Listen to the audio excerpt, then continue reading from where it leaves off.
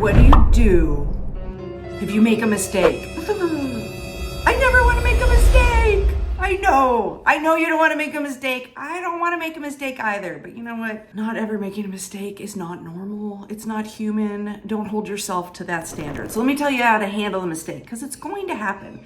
So my favorite way, and let me just say, like if you're one of our clients and you know the 6 character codes, I actually have in writing how to handle a mistake for every single one of those 6 different personalities. So I've got you. Okay. But for everyone else who is watching, I want you to know my favorite way to handle a mistake is to immediately own it. I mean, immediately. Do you know how hard it is to argue with someone or get defensive when you go, hey, I screwed up. This is my bad. Okay, what am I gonna do? Hey, you did this wrong. Yes, I did. There's no argument there, right? And then, to the best of my ability, always, how can I make it right for them? How can I fix it?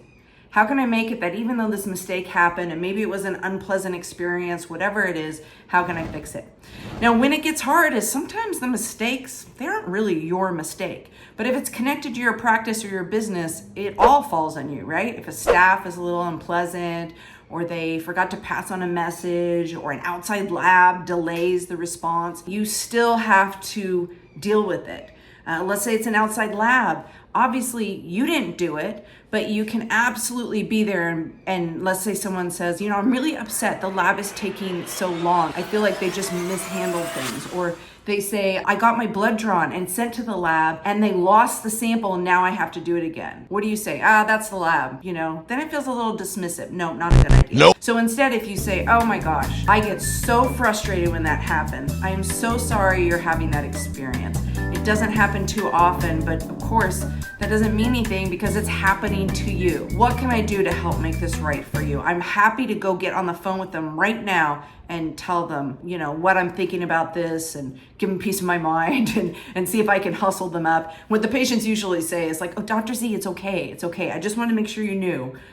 Like I'm basically getting more upset than they are. But yeah, maybe there's something I can do to help them out or make them feel better. When I was like in person, maybe I could give a free massage or something. When I was virtual, maybe, we talked for an extra 15 minutes or something, right? Sometimes there was nothing to give, but it was just the acknowledgement. Yes, this sucks. So anyway, that's my advice for how to handle mistakes.